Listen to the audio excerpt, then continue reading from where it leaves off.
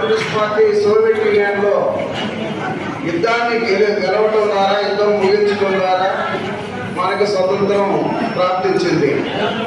దీనితో పాటు మనం చరిత్రకి వారసులు కాకూడదు, మనమంతా భవిష్యత్తుకు వారసులు అవ్వాలి.